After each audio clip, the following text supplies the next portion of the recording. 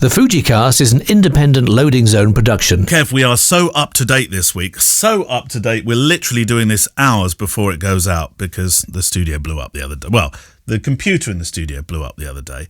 But just to prove how up to date we are, Wales won the rugby against Argentina. Mm-hmm. You were there. It was, indeed. England had a few losses, but they did win the T-whatever cricket thing. I know you're a huge fan of cricket, along with Steve Vaughan. And we are that up to date, that in front of ourselves, that England have won the FIFA World Cup in Qatar.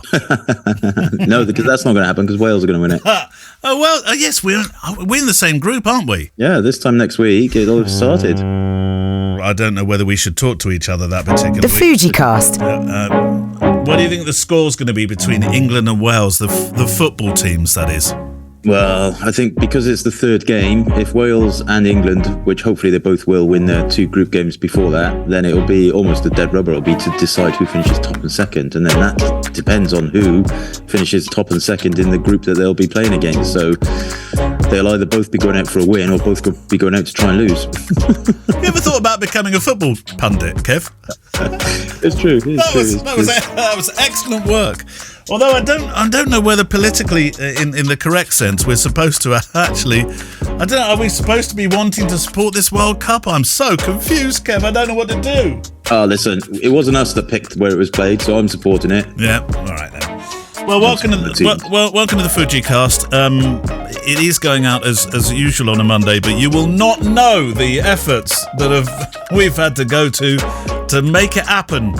Honestly, Kev, I call it the brains of the studio, and it started making this kind of watery noise. It was like a water trickling noise, and then I played around with the electricity a bit, and then it never turned back on again. Well, to give it some context of where we are in the real world, we are 73 minutes 23 seconds into the Scotland All Blacks game. Currently, Scotland trailing by 1 point. I have it on my other screen. Does that mean you're not going to be taking any notice of what we're doing in this? Not for the next 7 minutes till the game's over. No. Well, you can give us a running total, can't you? Yeah, well, as we go along. Been a great game, though. In fairness. Well, welcome to the FujiCast. As always, your questions we'll answer. Last week was the grand launch of the XT5. That's out. We had a new lens as well. Help me here, Kev. 35mm lens. No, 30. 30 30mm macro. There's actually been a lot of chitter chatter about this lens. Yes, obviously, it's not available until Thursday, or you can't get your hands on it. So much chitter chatter that I got the focal length wrong. Indeed, but I think I've been looking at some of the reviews and people who've had the prototypes and everything, and it looks like a fantastic lens, and it's only 600 quid. Is it one? Well, in that respect, that sounds like it's one for the Mullins bag. Yeah. My bank bag is quite empty at the moment, so it might have to wait. How much did you pay for that brand new? What was it, bathroom or kitchen you've just had? More than we anticipated in the end. It's a personal question, but it was more than it would cost to put a couple of XT5s in your bag. Oh, good God, yeah. But worth it. It's our bathroom, and we live in a 3 and 4, nearly 400-year-old cottage. So the bathroom's in the middle of the house, doesn't have any windows or anything, and the bathroom we had built by Stan the man is 16 years old, and it's been a fantastic bathroom, but it absolutely, 2 kids, all that kind of stuff. Have you bought yourself one of those? Freezy uses the bathroom as well. Have you bought yourself one? Does he? Have you bought yourself one of those whirlpool baths? Because you'll know by now if you've listened long enough that Kev loves his baths. Yeah. No whirlpool, but it is a bigger bath. Is it? For the whole family? Yeah, we can all get in there, dogs and all, and the pony. Oh.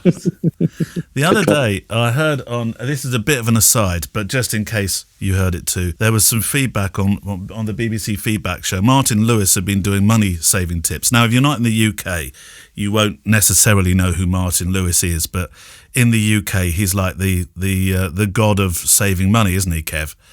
It's Martin Lewis's money saving tips. Been doing it for a few years. Money saving expert. Yeah. That's it. No, doesn't it have money saving expert? What is it? Moneysavingexpert.com or something? Yeah, but he set that up as from his bedroom, and he's actually sold that a few years ago. But, did he? And he made a lot of money out of it, which was good. He's like the advocate for fair. That's right. Pricing in the UK. Yeah. He was suggesting the other day that because of the fuel prices and problems that we're facing, etc., that if you fill up a bath with hot water, that you leave the hot water in it because it heats the house.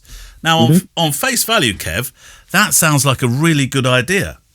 But it turns out that, and this is not a nice part of the story, that younger children have lost their lives, obviously, to baths being full of water.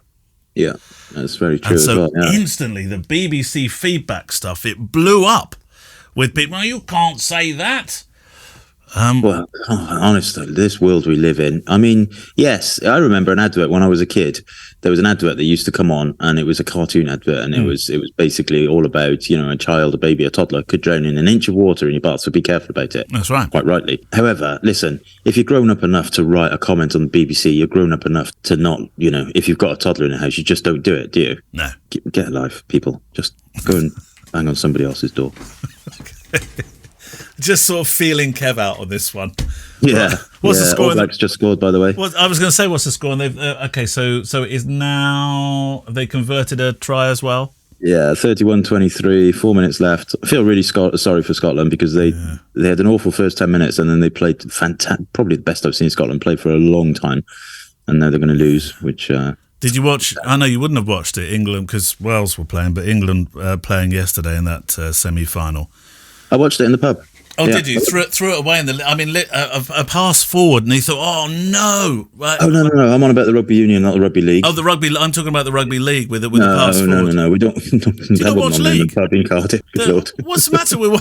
Why can't you watch league? No, it's a religious thing. Is it? Oh. It's in South Wales. Yeah, it's not going to be on. Right. But we did have because of the World. So this is an interesting story. Actually, it's not that interesting, but it's interesting to me because of the World Cup, the Football World Cup. Cardiff City football were playing at home yesterday, and they never put the football playing at home at the same time as an international. But they had to play all their games yesterday, didn't they? Because football closes down now until after Christmas for the World Cup. So they were at home to Sheffield United, and we were me and my mates. We kind of decamped at this lovely pub called the City Arms, which is just outside Gate 3, Millennium Stadium, Principality Stadium as it's called now. And it's like the old Duffers pub, and the sunshine was out. We were sat outside, and having our Guinnesses. And this group of, I don't know, 8 or 9 Sheffield United supporters came along. And this is I'm only talking about them, not generally Sheffield United supporters, by the way. But they were singing Sheffield United songs, which is, in fairness, was okay. And, the blah, blah, blah, it's fine. But then they got very abusive about Gareth Bale and started calling him all kinds of horrible terms in this chant. So I went up to them and I was like, "Look, listen, boys, you're not in the right place. There's 80,000 passionate Welsh people here. Did you? Go to the football stadium and sing your abusive songs, but I'd stay away from here." Word to the wise. Did they listen to you? Did they listen to any Mullins sense? They did after a while. Initially, they were like, "No, Gareth Bale." So I went. Me and Big Nick went and got the bouncers from the City Arms, who were a lot bigger than us, even bigger than Big Nick. Walked over to them, and then they moved away. Did Big Nick not look at them in a menacing style? Yeah, the problem with Big Nick is he is very tall and very good looking actually for his age, and very very qualified man.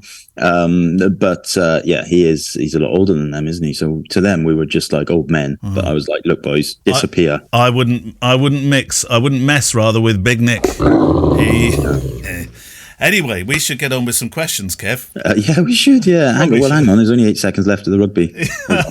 Wait. Is it literally? Surely they got a penalty. Yeah, they got a penalty in the clock. Turned red. He's just going to kick. Oh, is he going to go for the post, or is he just going to kick it out? Hang on, one second. So the Kiwis have got a penalty. Yeah, but he's just going to kick it out because the clock's gone red. So he'll just kick it out. Yeah, he won't. Depends whether he wants the extra points or not. Yeah, no, he's just kicked it out. There we go. Final score: Scotland 23, New Zealand 31. All in all, quite disappointed with Scotland, who were very, very brave. Boom, see what I did? Scotland the brave. Oh, I see. Yeah. Oh, right. Who thought that was a good joke from Kev? Oh, look, you've got lots of fans. Anyway, back to cameras. Right, back to cameras. So, do you want to go with the first question, or shall I? You do it, because I totally forgot about that. I haven't got I'm going to have to close down Amazon Prime What first. do you mean you forgot? That's what this program's about, Kev. It's about questions. Right, David Swales. We'll start with Dave. Hi, both. Hope you are well. I'm currently in Neil's neck of the woods, about to shoot my last wedding of the year. Are you, Dave? Are you outside the door? Dave? He's in here with your 35mm. After hearing a recent question pop up about contracts and insurance, it got me thinking about my own insurance as a photographer. Before my policy automatically renews next year, are there any must-haves that you recommend me having added on to my public liability professional indemnity equipment insurance? I know you already have mentioned about a minimum PL of 5 mil, and then there's a few small QQs to follow. As far as policies go, I mean, they're not really very bespoke, are they, Kev? They are what they are. No, somebody did ask me the other day, though, actually, which was quite interesting. Can you get wedding photography covered just for one day? Which I thought was quite an interesting question, because they don't shoot. This person didn't, only shoots a handful of weddings a year. In fact, this was their first one, and they weren't sure whether they needed to invest in, 400 or 500 quid or whatever it was going to cost. And I didn't know the answer, so I said, speak to a dookie who I use for insurance. And I still don't know the answer, because they never got back to me and told me the answer. But I can't imagine that somebody like a dookie would have something that specialist. You can do drone insurance on a per shoot basis. I know that. But whether you could do a day insurance for a wedding, I severely doubt it, because let's face it, if you only need it for 20 days a year, then don't you, really, realistically? Yeah, and because all the photographers would have it, they'd make it too expensive for that, wouldn't they? Yeah, so I don't know. On a pro rata basis. But anything that you would add? I limit the amount of computer equipment that I have when I take it out in terms of insurance. That's something to consider. Your photography insurance, it should cover your business. It should be a business insurance. Don't think of it necessarily as photography. So if you do take your laptop out, you need to make sure that they're aware of the value of the laptop, and certain parts of the insurance only cover it if it's in your possession rather than in the in the boot of the car, all of that kind of stuff. So just double check everything. And the small stuff that you take with you, don't when you're setting up your insurance. I'm sure you know this, Dave, but I think many people forget to put down the sundries. I mean, stuff like cables and all that stuff that you might think, oh, that's just a cable. Add it all up on your policy, because it does count. Yeah, certainly the value of it. Yeah, if they're valuable items. They are. I mean, cabling and just all these small. I mean, camera bags. You've got £1,500 worth of camera bags, Kev. More than that, I would imagine. Probably is more, isn't it?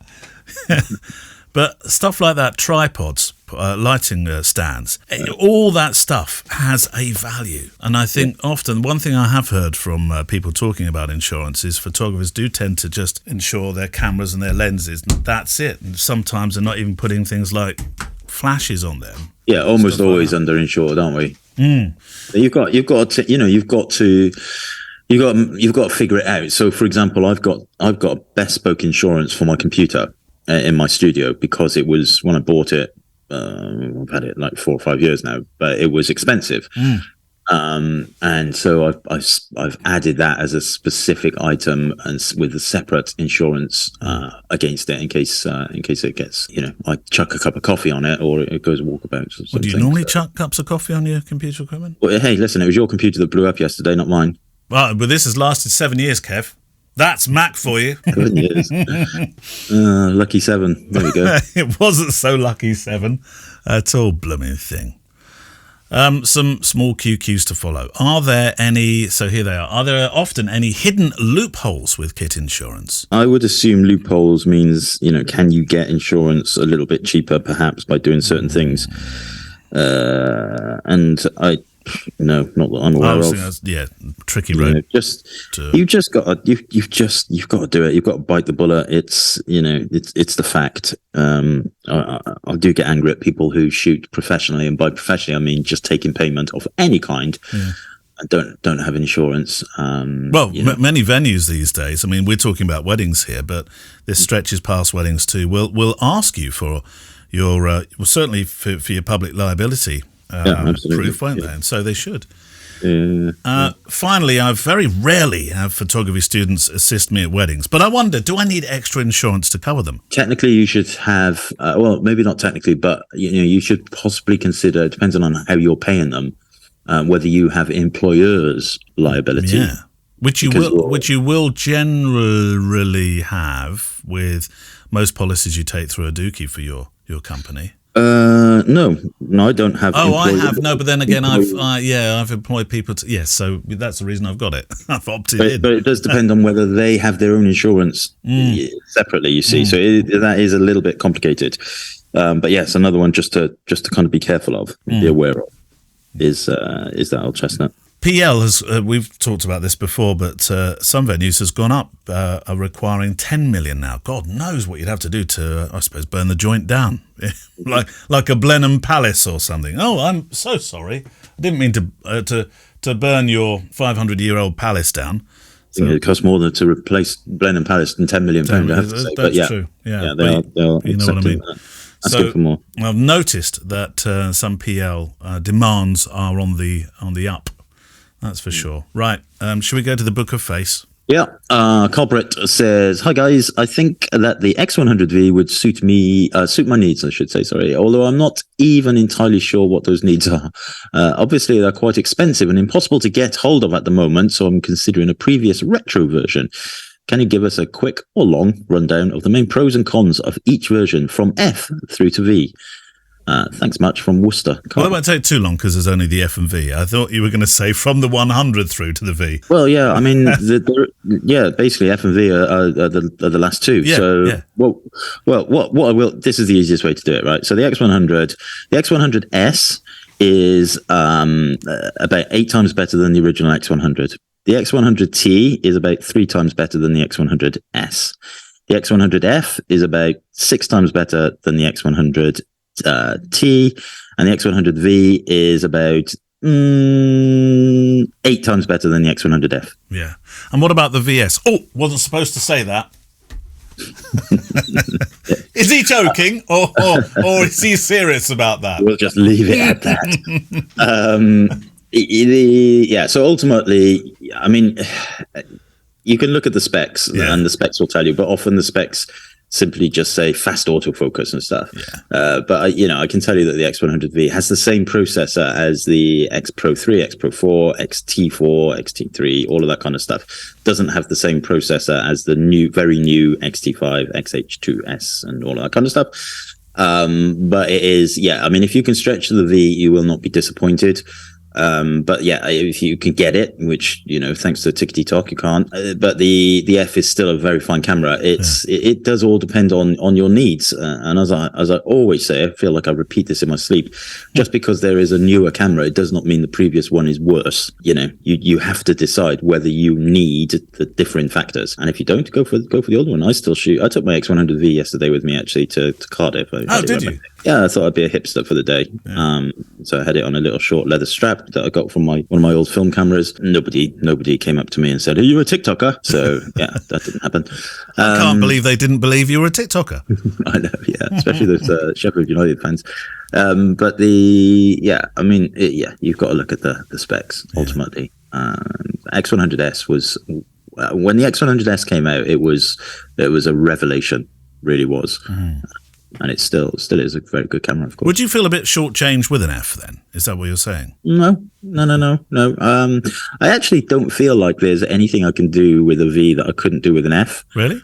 No. I mean, speed-wise, yes. If you wanted to do continuous focus and have that kind of marginally better higher ISO performance, stuff like that. But actually, if you're just taking stills, you wouldn't really notice difference. There are other things like on the V that it has. I think it has a 5 or might be 6 stop built-in ND filter now. It does better filming, of course, but from a stills point of view, you could almost definitely do everything you wanted with an F. Did you wear tweed when you took your 100 with you, being a hipster?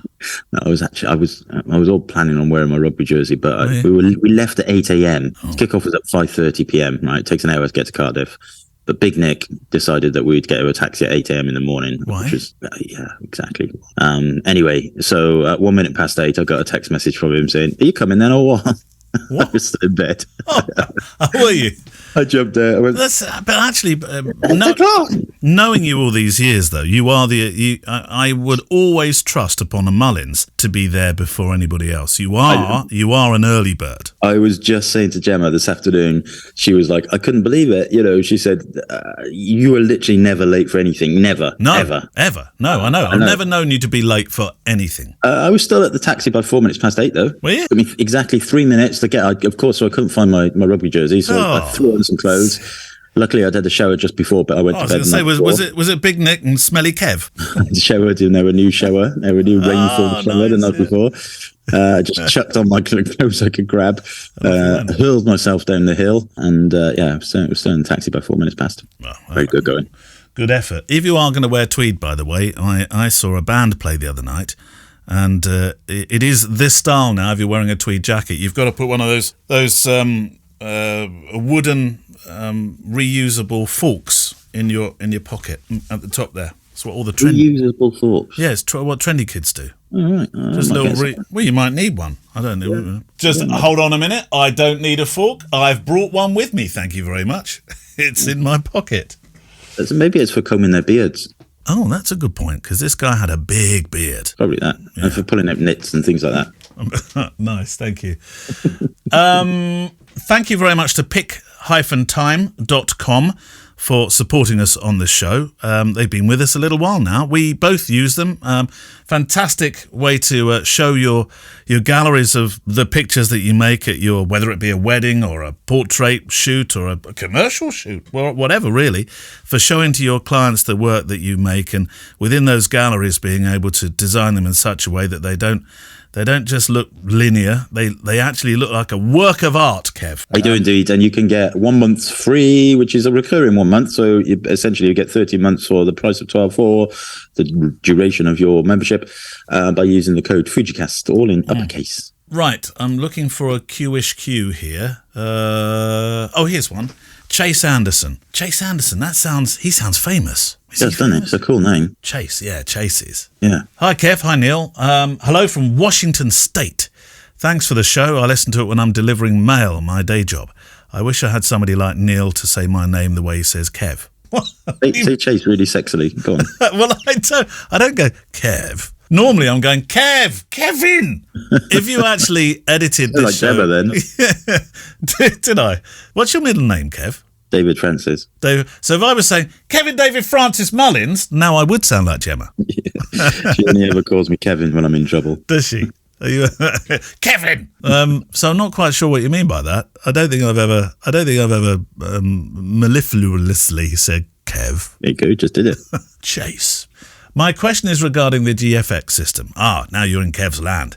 I have the XT4 and love to shoot with it. Never enjoyed a camera more. But nothing beats the... Oh, hang on. I've got to get the chicken ready. He wants the chicken. Nothing beats the bokeh chicken. It doesn't.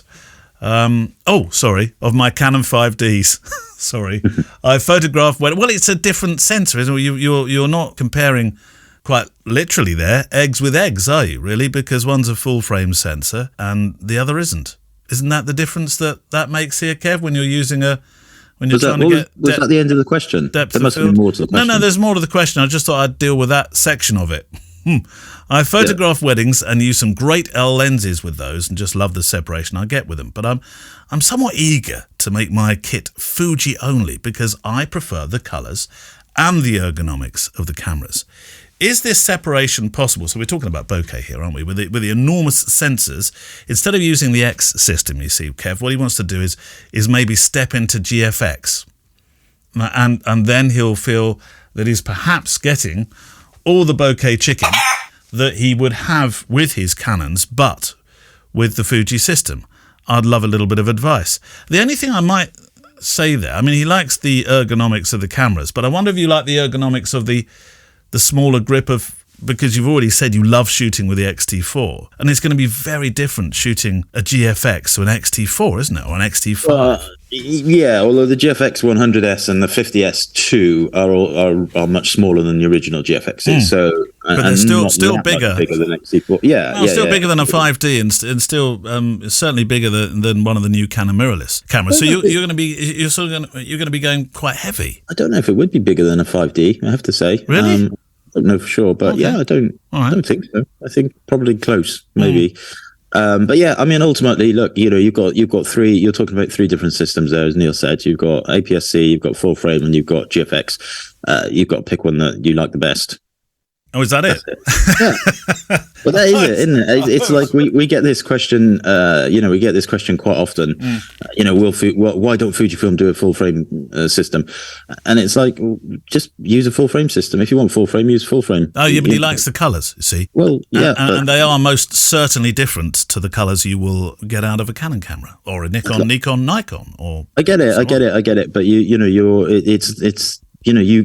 can choose. There's no.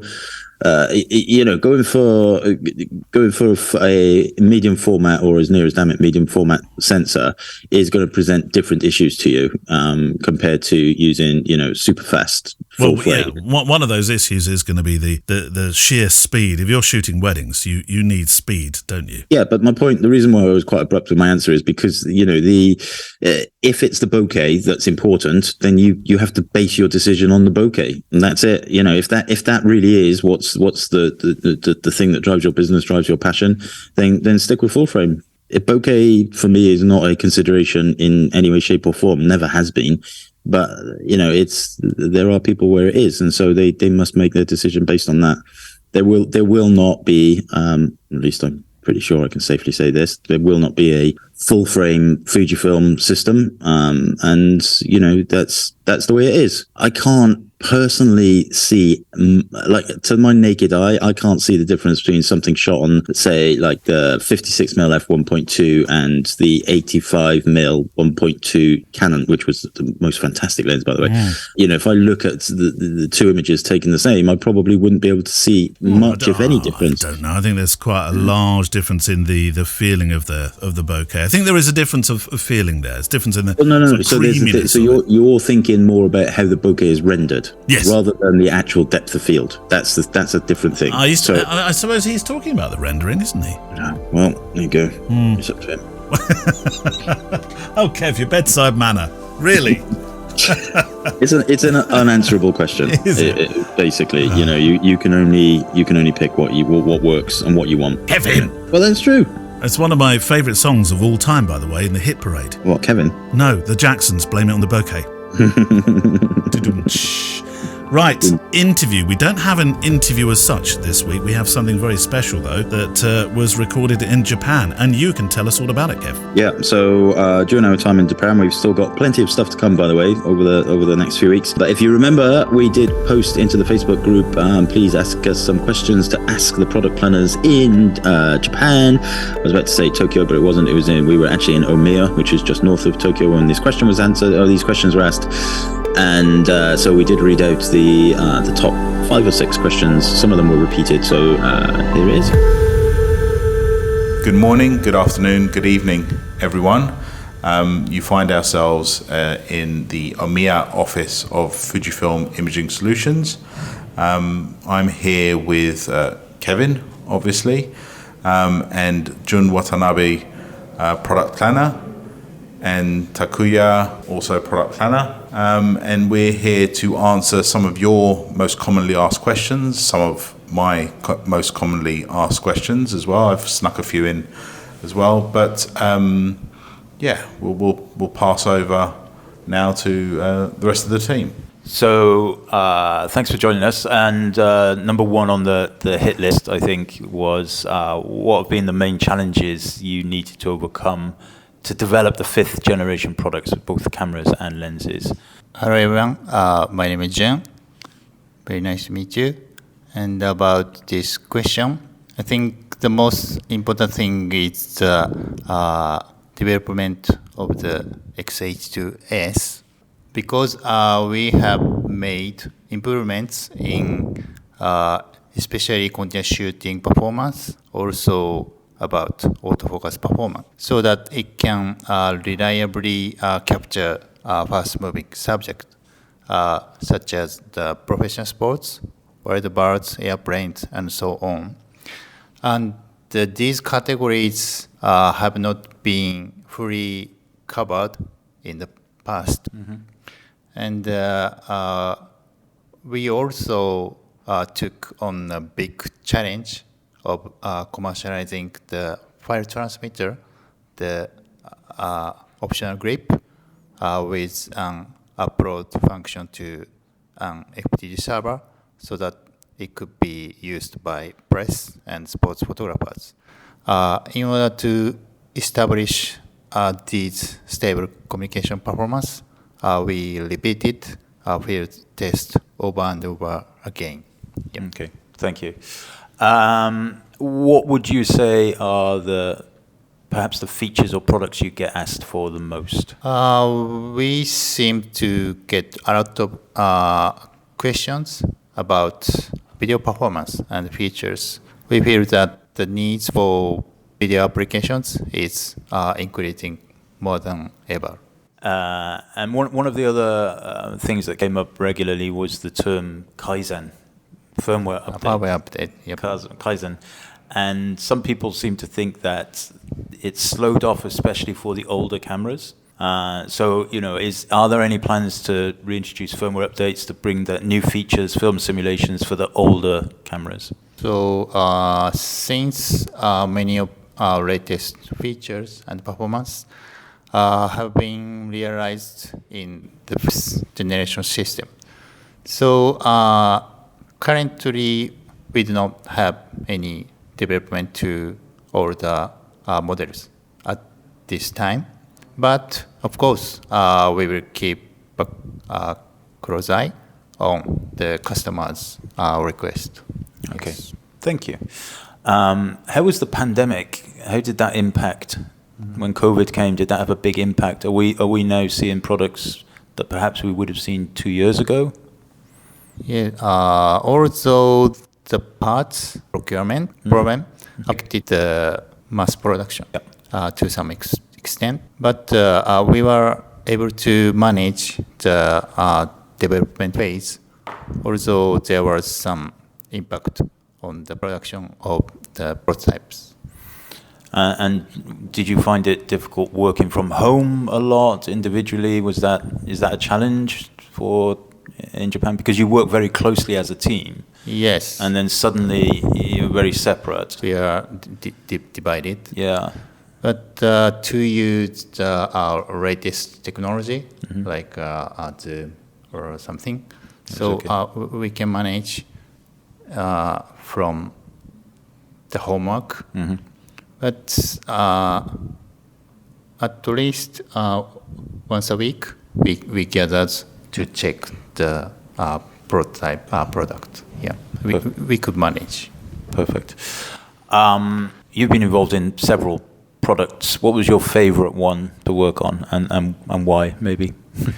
My personal feeling, I have a strong emotional attachment to product in which I participated from the start point. So I'm very attached to the XH and XT series. Hi, I'm Takuya. I'm working under Jun. Actually, my first product to involved as a product planning it was the XT3.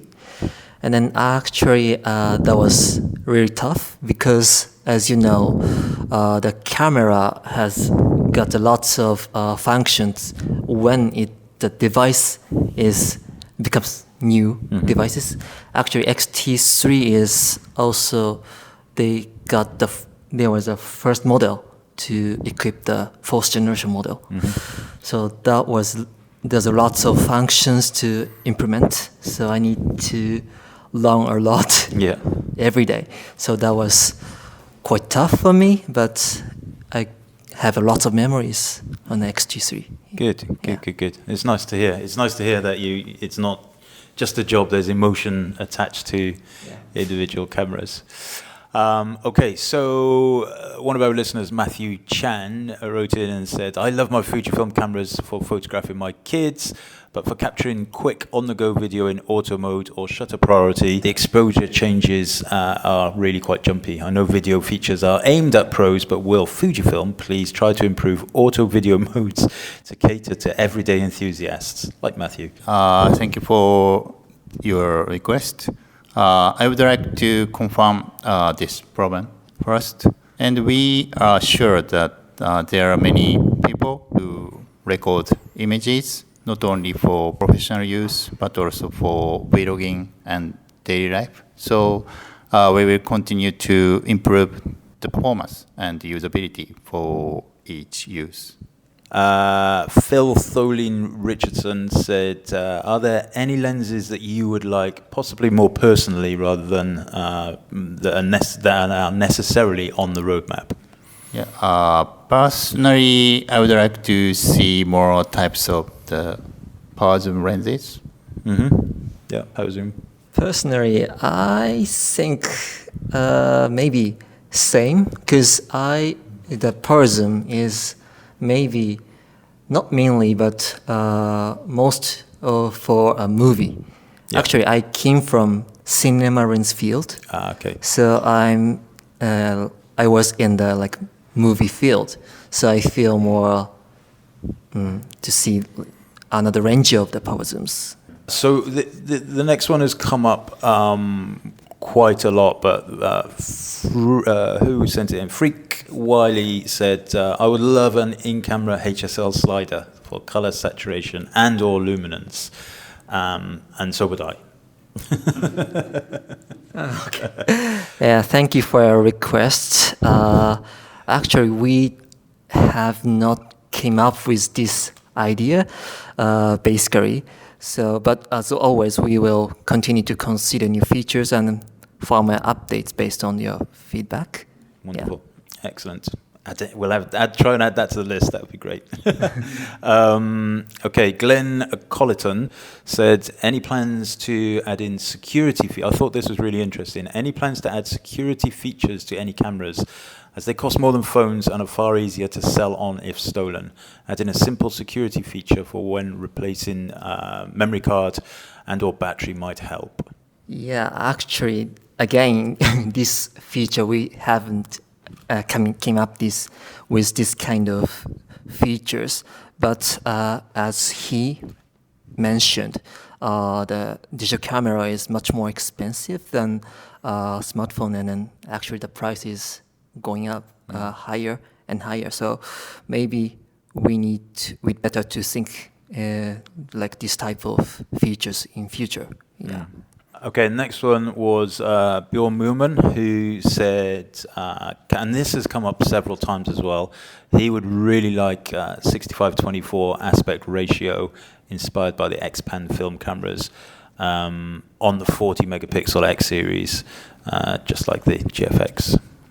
Thank you for your request. With 40 mega resolution, we can get enough pixels, even at 65 by 24. So there are many possibilities to add another aspect. So we will study those possibilities in the future. Wonderful, wonderful. Okay, this is the nicest one we had. Jeremy Meadows said, it's not a question, but please tell them we love them. Okay, thank you for your enthusiastic message. So we are planning to make our products even better than before. So please look forward to them. Meg Fail says, I know this was mentioned multiple times, but please, the ISO button issue on the XH2S. And for those that are not aware of what Meg is referring to, it's the fact that you can't currently assign ISO control to a command dial on the XH2S, and a lot of people have requested that. So about this issue, so how do you think this could be made easier to use. For example, the function buttons to change the ISO or exposure operation. I think some people would like to be able to assign a command dial to just ISO, and so when they rotate the command dial, and for those people like myself that mostly use auto ISO, I could use that command dial for something else. But there are plenty of people still who it's come up a lot. Because obviously suddenly there is no. You have to go into the menu, and it's a little bit more awkward. So that option would be great if that's something that the direct control. Direct control of the ISO. Yeah. Thank you very much. We will study. Josh Sarah says, and this is actually something that I've lots of people have spoken to me about as well. Is I'd love to see it implemented, the ability to have the view mode change automatically to exposure preview off when there is a flash or flash trigger in the hot shoe, rather than having to go through the menus to remember, which isn't always the problem. The problem is remembering to switch it back on when you take the flash off. Oh, I see. I think it is effective for people who control the exposure of the angle of view mainly by the light of the flash, such as in a studio. On the other hand, it may be difficult to set the exposure for users who use the flash to assist with backlighting, it's true. Such as daylight synchro. So we will consider what to do in the future based on your request. Okay. Yeah. So I understand. It's tricky. Both. Yeah, it's tricky to have it for both. Yeah. Okay. And Jeremy Meadows and Josh also brought up the mention of internal memory. So the direct question is: please give cameras internal memory so we don't need to worry about forgetting a card again. Okay. It makes sense. And thank you for your request. There used to be cameras with some internal memory, like a compact digital camera, but we eliminated it to speed up the response time of the camera. But as you said, it might be useful to have a large amount of internal memory, like a smartphone. So it is good idea. It's a good idea, but memory cards also a good idea. I think that you're always going to end up with some sort of compromise, and if you add a lot of internal memory, you might be limited by getting that information off, because you're only as quick as your data transfer after that. It could be a way to potentially have a backup. So I don't think internal memory only is a way forward. Yeah, I think that there's no harm in it, but I wouldn't want to rely on internal memory as my only option. My personal preference would be a memory card and some kind of internal memory as backup. I would be happy with that. Both. Yeah, definitely. Because if it just had internal memory, and for example, when I finish photographing a wedding, I take both memory cards out. I keep one on my body, one goes into some part of my car that is secure. So if for some reason my car gets stolen, I still have the memory card with the backup and all of that kind of stuff. And the same thing with the camera. So if the camera is in the car with the internal memory, I would still have my memory card. I think that's really reasonable. So thank you so much for your time. Andres, did you have any final questions or thoughts in your mind? I suppose the one question is has product, since it's our 10th year of the X mount, has the process of product development changed? Because obviously when we started we didn't know a lot about interchangeable lens cameras, and now we have 10 years experience, and thanks to people we get a lot of feedback and a lot of regular feedback. So has the product planning process changed over those 10 years, or do you approach a new product in exactly the same way as you did 10 years ago? Or is it because you're doing a second or third version of a product, it's completely different? On the beginning, we start the X series. We didn't know compare with now. So, but step by step, we get to know everything like operability or performance. We can fix the target correctly. So at this moment, 10 years,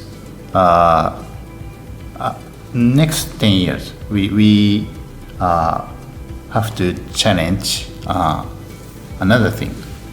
So another thing means we want to challenge the another value for the users. And the advantage of the X series is a good image quality, but small and lightweight system. Not only body, camera body, but also with the interchangeable lens. So we will keep this advantage, and we will add another the value for users. There we go. Thank you to the product planners in Tokyo, and next week, fortnight, 2 weeks time, we will have the next part of our adventure in Japan land. You did a lot of adventuring in Japan, didn't you? Yeah, lots. You squeezed a lot in 3 or 4 days? Arigato. At a what? Thank you. We were there. Well, 6 days we were away, but of course 30 hours of that was up in the air. It was travel, wasn't it? Yeah. So yeah, we did. Well, to give you some context, we got there late Thursday. We spent all Friday working, interviewing, factory tours, that kind of stuff. Yeah.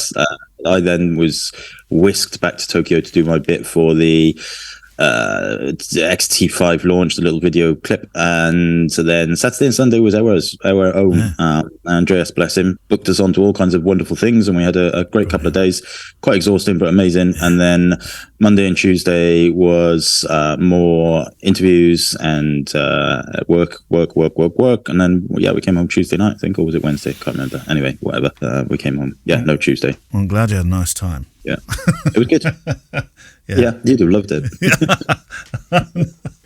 I'm sure you both worked that it was a date I couldn't go. Oh no, definitely not. It's because you can entirely blame the XT5. Can I? Yeah, it was all to do with that. Blooming XT5, eh? But did you fly back into Heathrow, by the way? Yeah. Do you know how much it costs to land a plane, just to land a plane and take it to the Skywalk or Skyway or whatever they call those things? No idea. Well, I can't believe it's this much, and I will wait for one of our endearing, amazing listeners to say, Neil, stop it. It's not that much at all. But we went, my youngest son, Thomas, and his friend, William, really into photographing trains, planes, and automobiles. And we went to Heathrow. There's a really great place where you can photograph as the planes, and you can feel the power of them literally over your heads as they head onto the main runway. Or one of the runways. And a guy turned up on a bicycle with and he looked a bit flustered. He said, has the A380 gone over yet? I said, well, it's been a few. He said, no, it's the, and it was a particular one. I said, no, I don't think that one's gone over. No, you're okay. And he pulled out this huge camera with the longest lens you could possibly ever see. And turns out he works for, he's one of the baggage handlers at Heathrow. And he said to me, I said, well, surely you've had enough of aeroplanes all week. Will you come out and photograph them at the weekend as well? He said, yes, I love it. I love everything to do with aviation. And we got talking, and he said, that plane there's that cost £10,000 just to land. I said, what, 10,000 quid? He said, yeah, it's one of the most expensive airports in the world. Wow. I know. Can't be. And I know they have to pay. They have to keep. They fly even if they're empty, don't they? Just to keep their slots. That's right. And recently, one particular airline, I think it was Air New Zealand, might be wrong, but they said, we can't do this anymore. We don't want to do this anymore. So it was bought by another airline, and the slot was something like 50 million. 50 million! Either that, he was just telling me figures and I was believing everything he said. No, I wouldn't doubt that at all. It's a very expensive thing, isn't it? Well, there we go. I've given up my idea of having Kev Neal Airlines. Can you imagine us running an airline for people that don't like turbulence? Right. Flying around all of the clouds in the rain. I know. Right, questions. Is it book a FaceTime or do you want one from email? What do you want to do? I got another Facebook here. Go on, lads, this is Chris J. Guy. Lads, I shoot weddings with 2x XT3s and 100V. I'm forever setting the camera time on them. After a few weddings, one or two of them end up out of sync, which is a massive pain in the arse. I know it is. Yeah. His words. Yeah. Why do you think this would be happening? Well, the reason it happens is because all of these devices have their own internal CMOS batteries, which are responsible for keeping things like the time. And, just like things, watches and stuff do kind of sometimes fall back a couple of seconds, it just happens. There's no way of avoiding that. However, you don't need to keep resetting your cameras. You don't need to sit there, as I used to do, sit there in the car and get the times all right and then press OK at the same time. All you need to do is install your app, install the Fujifilm app, and then switch on the syncing of time, turn each of the cameras on Bluetooth. You can switch it straight off afterwards, so it doesn't bother anything else. Nothing will happen afterwards, and just use the app to sync the time. So the app will then use your phone's time, and so that's what I do just before every wedding. I just clunk them all onto the app, set up the time, and then they're all done. And the app works for you? Yeah, for that it works seamlessly. I know there are issues with the app, but yeah, I mean the app always works for me when I use Bluetooth. I do have trouble with it using Wi-Fi. Yeah. But for sending images, but Bluetooth never had a problem.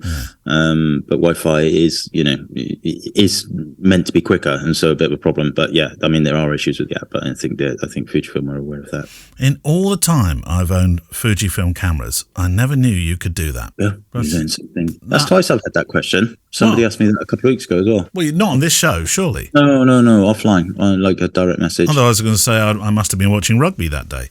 No, just somebody randomly messaged me. I don't bother answering them anymore. No, I'm not going to be an ambassador. They can Kevin, no. I've always thought as a former ambassador, you would always still play by the rules. An XX photographer. I will, and of course I will. Yeah, of course. I'm still a big friend of the company.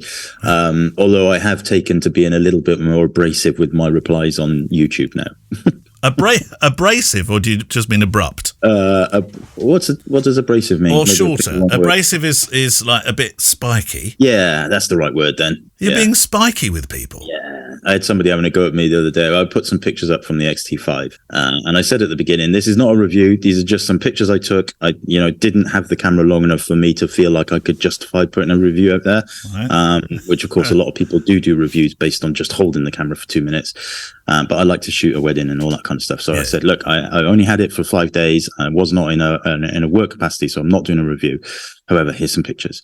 And this guy was like, this is a rubbish review. Oh, no. And also Fujifilm, they should be embarrassed because their cameras they look beautiful, but their processors are rubbish and blah, blah, blah, blah, blah. And I just replied and said, I bet you're fun at a party. And then he came back at me and he said, he went on, he said something like, your images, they're just black and white. That doesn't show us anything, and if you choose Fujifilm cameras to shoot for your business, then you've been doing your client. Oh, that's what he said. He said, your clients have got no idea what good photography is.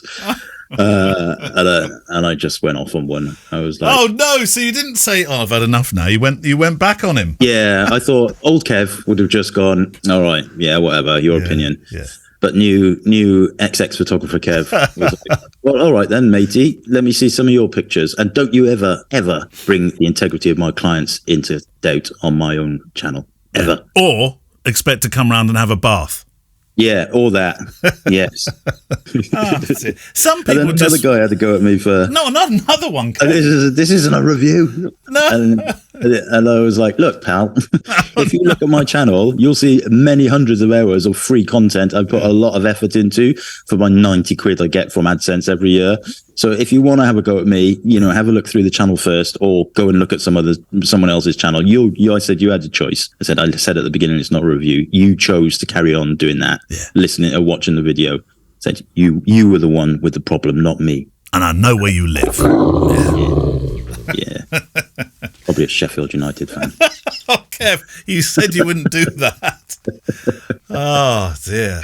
I understand why. I mean, I remember talking to you about, I think we had a question once about all the funniest, that may not be the correct word, but things that have been said while you've been making videos. I think one of the weirdest ones you had was something to do with your fingers or something. My teeth. No, wasn't it fingers as well? Fingers and teeth, yeah, I've had it all. Yeah, eyebrows, I've had the lot. Yeah, I've had the lot. You can't take pictures, you got funny teeth. The best one was it was somebody said of it when the XT5 they were doing the launch video. I was looking through the comments afterwards, and somebody said, "Who's that wedding photographer with the stupid teeth they've picked?" Like, oh, lovely. How to make somebody feel good. The best one was when I was in Photokina, and they'd filmed it and they put it on the internet, and somebody written it was when the original GFX 50 was launched, 50R or whatever it was, and I'd done a review of it, and it was I put a lot of effort into this review, and somebody just put on there, doesn't matter what camera he's got, look at his horrible teeth. And Gemma replied, did she?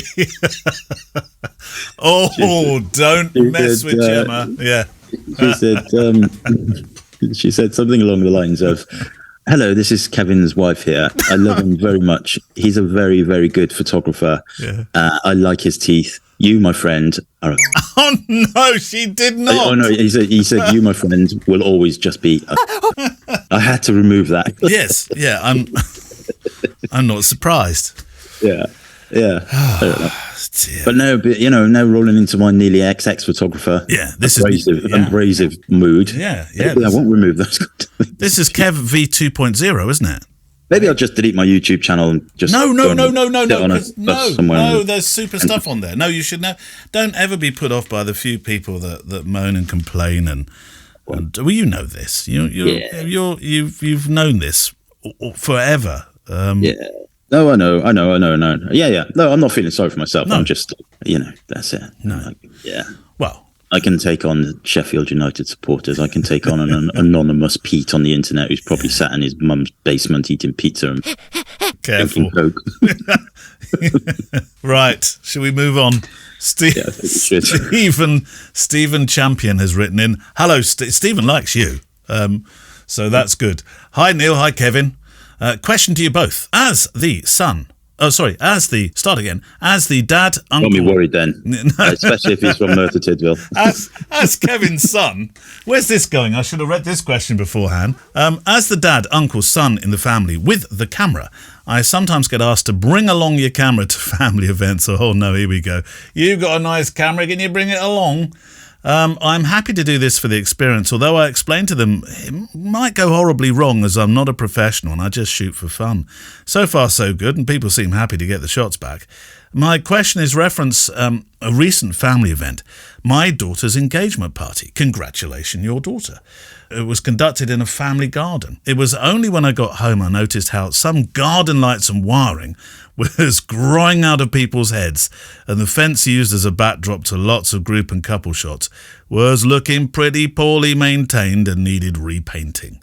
I spent many happy hours in Photoshop repainting that fence over and over again to remove bare wood and flakes of paint, and also became a Photoshop electrician removing garden lights and wires. There's a few questions here. Was this a rookie mistake that you professionals never make? The answer to that one, Stephen, is no, I've made that mistake as well. I always remember shooting a load of portraits and somebody saying, why have you got that building that looks like it's condemned in the background? And I must admit, I just didn't see the building that looked like it was going to be condemned in the background. I was thinking more about how to get pictures of all these people before the rain clouds descended upon us. Have you made that mistake, Kev? Yeah, probably. One of the things, if you're trying to shoot in a candid way, which this doesn't sound like it was, is to always try and think about the background when you're shooting and mitigate it as much as you physically can.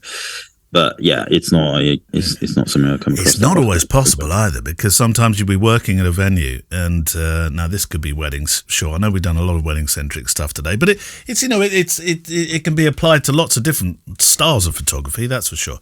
But you'll be asked to shoot somewhere, and you think, right, okay, the sun is doing a horrible thing, and I can't find a shaded area that doesn't have some sort of, when you put them in the shaded area, but the problem is that the sun's shining out the back end of it or through the branches behind, and so then you've got an overexposed sort of bits, and sometimes you can't win with light, can you? Yeah, I mean, you got you just chalk it up to experience. I probably wouldn't have gone and airbrushed it all out and everything, especially if it wasn't a professional thing. But that's entirely up to you to do that, of course.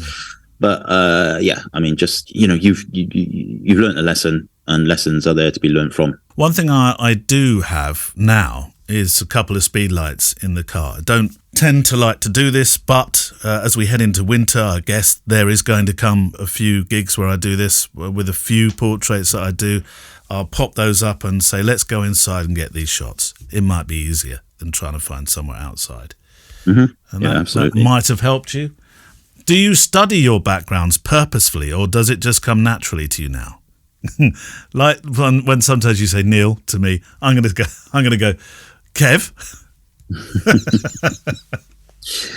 Yeah, no, not really. I mean, yes, for the group shots, I do try and think a little bit about it. But other than that, like I say, it all depends on the style you shoot, doesn't it? And I like composition moment. That's all you got to remember. There's three things, and backgrounds comes into composition. So, like composition moment, keep that in your brain forever, and you'll kind of work your way around these things. Yeah. Will you own up to any clangers of your own? Well, you just did, didn't you? So yeah, I've always but I probably wouldn't have that as the main debating point if I'm talking to a prospective client. But there is a picture on my website somewhere, and it's still on there. I'm not going to tell you which one. Where it does look like it's a candid shot. It's not a portrait or anything, but it does look a lot like the guy is in a compromising situation. Hang on a moment. Warning. That's all I'm going to say. Not one of those weddings, Kev. It was a nice wedding. The picture's really nice, but if you look at it from a certain perspective, then it looks a little bit suspect. Risky. Well, I'm going to look for that now. Right, this is your challenge for the next 7 days. Next 14 days, fortnightly. Next 14 days, find that picture. Are we allowed to do a screen grab of it? I know it's copyright. But great, my SEO. This everybody can browse through my website. So find that image, do a screen grab of it, and send it in. I'll tell you if it's the right one. Is there a prize? Yeah, the prize is eternal humour in your brain forever, and everybody else. I will honestly tell you if it's the right one. I tell you what, the prize will be a float in Kevin's new bath.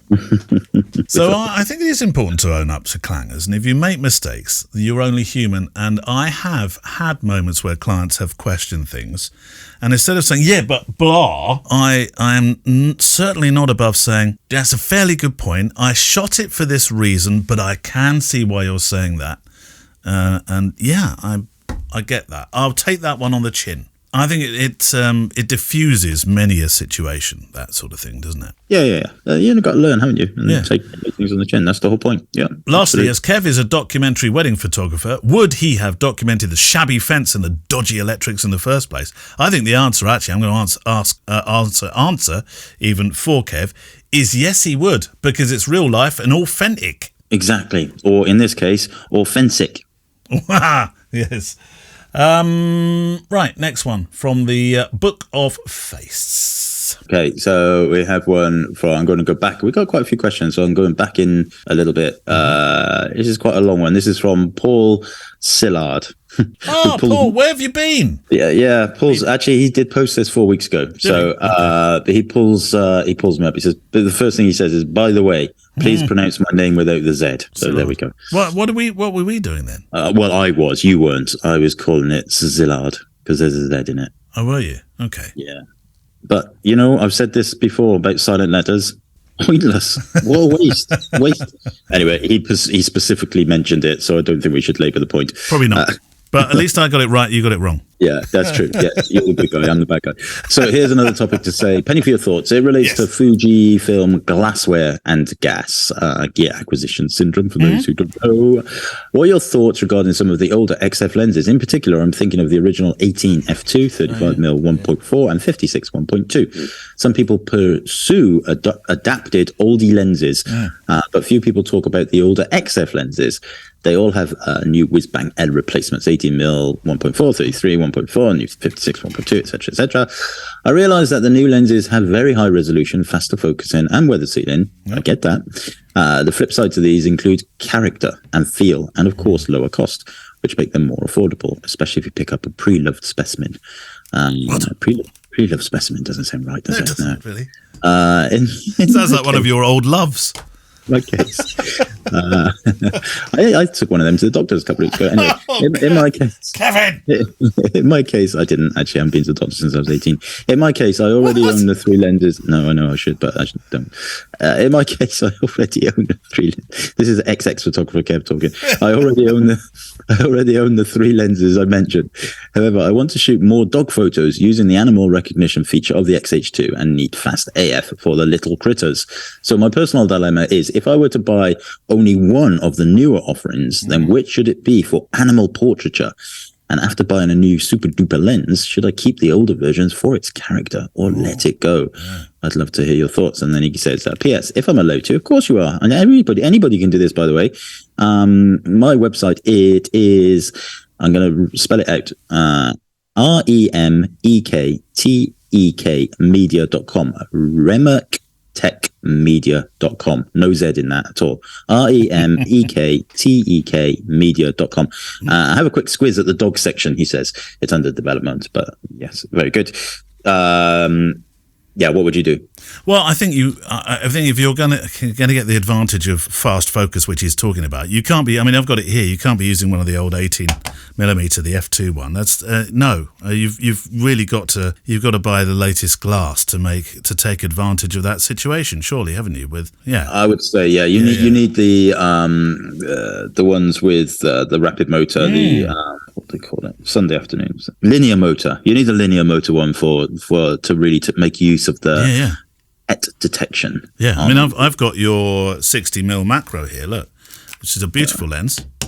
But you I miss that lens. Well, that would take far too long to focus. You could bring up 2 kids and send them to university in the time that takes to focus. Yeah. And I've got your 35mm here as well. Sorry, no.